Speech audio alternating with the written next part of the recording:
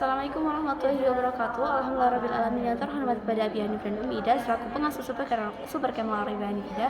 Yang terhormat pula kepada kepala sekolah saya, dewan guru saya, teman-teman kakak kelas, adik kelas yang saya cintai dan saya hormati. Tidak lupa kepada keluarga saya yang terima. Semoga saya selalu diberikan yang umur panjang dan dimahkan di sini. Perkenalkan, nama saya Fadila Sinta Salsabila. Saya kelas 8 RTS Al-Quran Riba Hanifida. Akan mempresentasikan tentang Abdul Hamid. Sebelumnya bagaimana kabar pada malam hari ini? Alhamdulillah luar biasa, bersemangat, dahsyat, Allahu Akbar. Lanjut.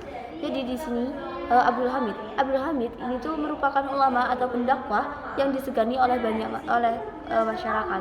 Nah, waktu kecil itu dikenal dengan anak yang nakal dan sering membuat jengkel orang-orang. Jadi Abdul Hamid ini waktu kecil dia tuh anaknya benar-benar nakal dan juga jahil dan juga sering membuat orang-orang itu jengkel. Jadi masyarakat itu juga benar-benar jengkel sama dia karena saking nakalnya gitu. Nah, lanjut. Di sini Abdul Hamid itu menikah. Nah, pada umur ke-12 tahun. Umur 12 tahun ini itu dipinang oleh paman dari ibunya untuk dijodohkan. Kemudian menikah pada umur 22 tahun. Kemudian semua orang itu melihat proses syukuran dan akad nikah. Nah, tapi pernikahan yang dilakukan itu terlambat karena rombongan pria itu datangnya sore hari. Seperti itu. Lanjut, di sini ada yang tentang pesantren dan juga berdakwah. Nah, pesantren dan berdakwah di sini, jadi Abdul Hamid ini itu mulai menjalankan pesantren itu yang telah ditinggalkan oleh banyak santri. Kemudian pada tahun 1962 jumlah santrinya itu meningkat sekitar 80 orang. Kemudian di sini ia tuh mengadakan pengajian di rumahnya 10 sampai 15 orang. Dan juga selain mengasuh pesantren, dia itu diminta Abdul Hamid itu diminta untuk warganya untuk mengisi pengajian. Yang terakhir di sini wafat dari Abdul Hamid. Wafatnya itu adalah meninggal dalam usia 70 tahun yang dimakamkan di Pasuruan. Kemudian pada Kamis 23 Desember 1982 ini itu dilarikan ke rumah sakit karena mendadak jatuh. Kemudian wafat itu karena penyakit jantung yang seharusnya itu diobati dari lama. Nah, kemudian pada tiap tahun agenda peringatan hari kewafatannya itu selalu menjadi acara yang besar. Jadi penjelasannya itu adalah Abdul Hamid ini adalah seorang pendakwah atau ulama yang disegani oleh banyak masyarakat. Kemudian menikah umur 12 tahun, dia itu dijodohkan oleh paman dari ibunya, dan dia itu menikah pada umur 22 tahun. Ketika proses pernikahannya itu terlambat dikarenakan pengantin prianya atau rombongan prianya itu datang ketika sore hari. Jadi warga-warga di situ yang udah diberikan undangan, mereka itu benar-benar nunggu dari waktu proses kejadian yang ditetapkan itu sampai sore.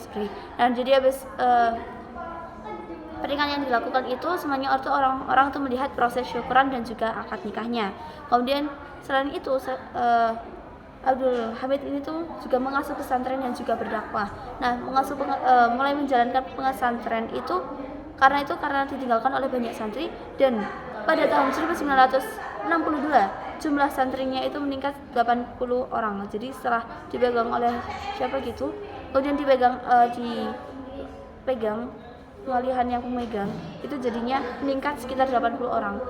Nah, mulai menjalankan pesantrennya itu ditinggal banyak santri itu karena pengasuh dari pesantren sebelumnya itu terlalu kejam pada santri-santrinya, dan dia tuh kayak terlalu disiplin, kejam dan kayak gitulah, sehingga para santri-santri itu pergi dan meninggalkan pondok tersebut.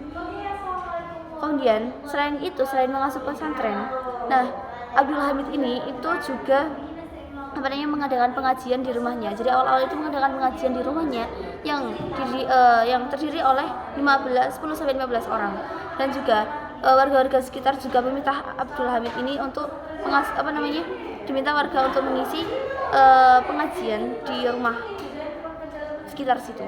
Kemudian wafatnya itu pada umur 70 tahun yang dimakamkan di Pasuruan, dan juga pada tanggal hari Kamis 23 Desember 1982 itu dilarikan rumah sakit karena mendadak jatuh. Nah, wafat itu karena penyakit jantung yang seharusnya diobati dari lama. Jadi Abdul Hamid itu memiliki penyakit jantung yang emang udah dari lama, seharusnya di waktu itu juga diobati, tetapi Abdul Hamid ini orangnya tuh nggak mau merepotkan orang lain.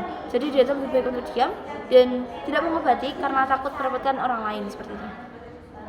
Kemudian tiap tahun agenda itu peringatan hari itu kewafatannya itu selalu menjadi acara yang besar. Jadi tiap agenda peringatan hari kewafatan dari Abdul Hamid ini tuh akan menjadi agenda yang besar bagi masyarakat. Baik, sekian dari presentasi saya, kurang lebihnya maaf. Wassalamualaikum warahmatullahi wabarakatuh.